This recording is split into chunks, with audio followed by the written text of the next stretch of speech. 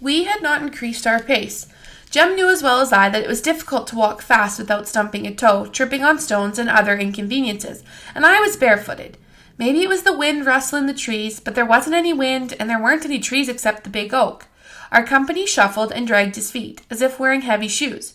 Whoever it was wore thick cotton pants. What I thought were trees rustling was the soft swish cotton on cotton, weak with every step. I felt the sand go cold under my feet, and I knew we were near the big oak. Jem pressed my head. We stopped and listened. Shuffle-footed had not stopped with us this time. His trousers swished softly and steadily. Then they stopped. He was running toward us with no child's steps. "Run, Scout! Run, run!" Jem screamed. I took one giant step and found myself reeling, my arms useless. In the dark, I could not keep my balance. "Jem! Help me, Jem!" Something crushed the chicken wire around me. Metal ripped on metal, and I fell to the ground and rolled as far as I could, floundering to escape my wire prison. From somewhere nearby came scuffling, kicking sounds of shoes and flesh, scraping dirt and roots. Someone rolled against me, and I felt Jem. He was up like lightning and pulling me with him, but though my head and shoulders were free, I was so entangled we didn't get very far. We were nearly to the end of the road when I felt Jem's hand leave me, felt him jerk backwards to the ground. More scuffling, and then there came a dull, crunching sound, and Jem screamed. I ran in the direction of Jem's scream and sank into a flabby male stomach. Its owner said oof and tried to catch my arms, but they were tightly pinioned. His stomach was soft, but his arms were like steel. He slowly squeezed the breath out of me. I could not move. Suddenly, he was jerked backwards and flung on the ground, almost carrying me with him. I thought Jem's up. One's mind works very slowly at times. Stunned, I stood there dumbly. The scuffling noises were dying. Someone wheezed, and the night was still again. Still but for a man breathing heavily and staggering. I thought he went to the tree and leaned against it. He coughed violently, a sobbing, bone-shaking cough. "Jem!" There was no answer but the man's heavy breathing. "Jem!"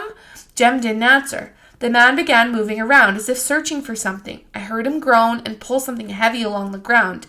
It was slowly coming to me that there were now 4 people under the tree. "Atticus?" The man was walking heavily and unsteadily toward the road. I went to where I thought he had been and felt frantically along the ground, reaching out with my toes. Presently I touched someone. "Jem?" My shoe touched trousers, a belt buckle, buttons, something I could not identify, a collar, and a face. A prickly stubble on the face told me it was not Jem's. I smelled stale whiskey. I made my way along in what I thought was the direction of the road. I was not sure, because I had been turned around so many times, but I found it and looked down the streetlight. A man was passing under it. The man was walking with the staccato steps of someone carrying a load too heavy for him. He was going around the corner. He was carrying Jem.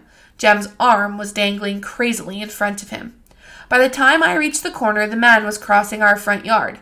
Light from our front door framed Atticus for an instant. He ran down the steps, and together, he and the man took Jem inside. I was at the front door when they were going down the hall. Aunt Alexandra was running to meet me. "Call Dr. Reynolds!" Atticus's voice came sharply from Jem's room. "Where's Scout?" "Here she is," Aunt Alexandra called, pulling me along with her to the telephone. She tugged at me anxiously. "I'm all right, Auntie," I said. "You better call." She pulled the receiver from the hook and said, "Eula May, get Dr. Reynolds quick." "Agnes, is your father home? Oh, God, where is he? Please tell him to come over here as soon as he comes in. Please, it's urgent." There was no need for Aunt Alexandra to identify herself. People in Maycomb knew each other's voices. Atticus came out of Jem's room.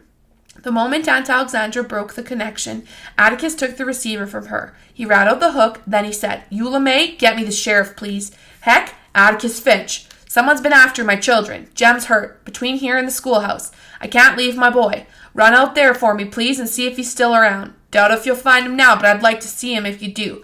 Gotta go now. Thanks, Heck." "Atticus, is Jem dead?" "No, Scout. Look after her, sister," he called as he went down the hall. Aunt Alexandra's fingers trembled as she unwound the crushed fabric and wire from around me. "Are you all right, darling?" she asked over and over as she worked me free. It was a relief to be out. My arms were beginning to tingle, and they were red with small hexagonal marks. I rubbed them and felt better. "Auntie, is Jem dead?" No, darling, he's unconscious. We won't know how badly he's hurt until Dr. Reynolds gets here." "Jean Louise, what happened?"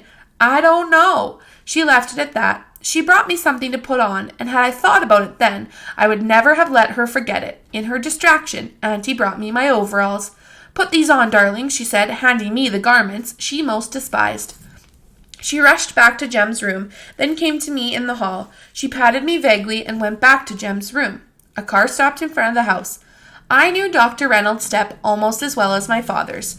He had brought Jem and me into the world, had led us through every childhood disease known to man, including the time Jem fell out of the treehouse, and he had never lost our friendship.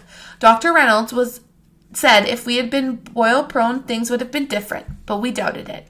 He came in the door and said, "Good Lord!" He walked toward me, said, "You're still standing," and changed his course. He knew every room in the house. He also knew that if I was in bad shape, so was Jem. After 10 forevers, Dr. Reynolds returned. "Is Jem dead?" I asked. "Far from it," he said, squatting down to me. "He's got a bump on the head, just like yours, and a broken arm. Scout, look that way. No, don't turn your head, roll your eyes. Now look over yonder. He's got a bad break so far as I can tell now. It's in the elbow, like somebody tried to wring his arm off. Now look at me." "Then he's not dead?" "No." Dr. Reynolds got to his feet. "We can't do much tonight," he said, "except try to make him as comfortable as we can. We'll have to x-ray his arm. Looks like he'll be wearing his arm way out by the side for a while. Don't worry, though. He'll be good as new. Boys his age bounce." While he was talking, Dr. Reynolds had been looking keenly at me, lightly fingering the bump that was coming on my forehead. "You don't feel broke anywhere, do ya?" Dr. Reynolds' small joke made me smile. "Then you don't think he's dead, then?" He put on his hat. "Now, I may be wrong, of course, but I think he's very alive. Shows all the symptoms of it. Go have a look at him, and when I come back, we'll get together and decide." Dr. Reynolds' step was young and brisk. Mr. Heck Tate's was not. His heavy boots punished the porch, and he opened the door awkwardly, but he did the same thing Dr. Reynolds said. He said the same thing Dr. Reynolds said when he came in. "You all right, Scout?" he added. "Yes, sir. I'm going in to see Jem. Atticus and them's in there." "I'll go with you," said Mr. Tate. Aunt Alexandra had shaded Jem's reading light with a towel, and the room was dim. Jem was lying on his back. There was an ugly mark along one side of his face. His left arm lay out from his body. His elbow was bent slightly, but in the wrong direction. Jem was frowning. "Jem?" Atticus spoke. "He can't hear you, Scout. He's out like a light. He was coming around, but Dr. Reynolds put him out again." "Yes, sir," I retreated. Jem's room was large and square. Aunt Alexandra was sitting in the rocking chair by the fireplace. The man who brought Jem in was standing in the corner, leaning against the wall. He was some countryman I didn't know. He'd probably been at the pageant and was in the vicinity when it happened. He must have heard our screams and come running. Atticus was standing by Jem's bed. Mr. Heck Tate stood in the doorway. His hat was in his hand, and a flashlight bulged from his pants pocket. He was in his working clothes. "Come in, Heck," said Atticus. "Did you find anything? I can't conceive of anyone low down enough to do a thing like this, but I hope you found him." Mr. Tate sniffed. He glanced sharply at the man in the corner, nodded to him, then looked around the room, at Jem, and Aunt Alexandra, then at Atticus. "Sit down, Mr. Finch," he said pleasantly. Atticus said, "Let's all sit down. Have that chair, Heck. I'll get another one from the living room." Mr. Tate sat in Jem's desk chair. He waited until Atticus returned and settled himself. I wondered why Atticus had not brought a chair for the man in the corner, but Atticus knew the ways of the country people far better than I. Some of his rural clients would park their long-eared steeds under the chinaberry trees in the backyard, and Atticus would often keep appointments on the back steps. This one was probably more comfortable where he was. "Mr. Finch," said Mr. Tate, "tell you what I found. I found a little girl's dress. It's out there in my car. That's your dress, Scout?" "Yes, sir, if it's a pink one with smocking," I said. Mr. Tate was behaving as if he were on the witness stand.